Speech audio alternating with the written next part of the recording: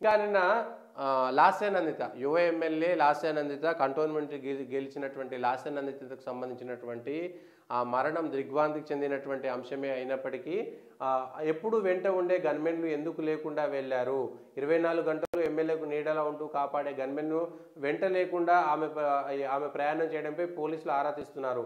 Outer ring రోడ్డుపై MLA car ప్రయాణించిన మార్గంలోని toll గేట్లు సీసీటీవీలను పరిశీలిస్తున్నారు.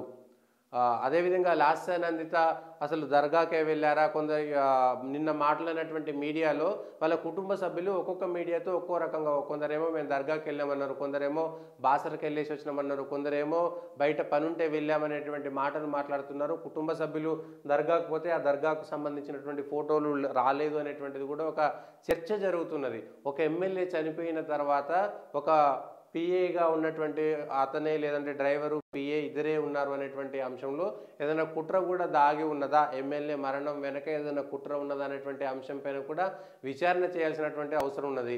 సాధారణంగా చాలా తప్పని పరిస్థితులు అయితే మాత్రమే గన్మెన్లు లేకుండా ప్రయాణం చేస్తారు. ఏదైనా మీటింగ్లు ఉంటే గన్మెన్లు బయట ఉండొచ్చులే, కానీ ప్రయాణం చేసే సమయంలో గన్మెన్లు లేకుండా ఉండరు. అదేవిధంగా చిన్న కారులో ఎందుకు వెళ్తున్నారు, ఇట్లా అనేకమైనటువంటి అంశాలు. అసలు దర్గాకే వెళ్ళారా, వెళ్ళలేదా, లేదంటే గుడికి వెళ్ళారా, గుడికి వెళ్ళకుంటే ఎక్కడికి వెళ్ళారు, ఔటర్ రింగ్ రోడ్లో అంతా ఉదయం ఎక్కడికి వెళ్ళారు, రాత్రంతా నిద్ర లేకుండా ఉన్నటువంటి వ్యక్తి ఎందుకు ప్రయాణం చేయాల్సి వచ్చింది, ఇట్లా అనేకమైనటువంటి అంశాలు గతంలో ఉన్నాయి. ఈ అంశంలో విచారణ చేయాల్సినటువంటి అవసరం ఉన్నది.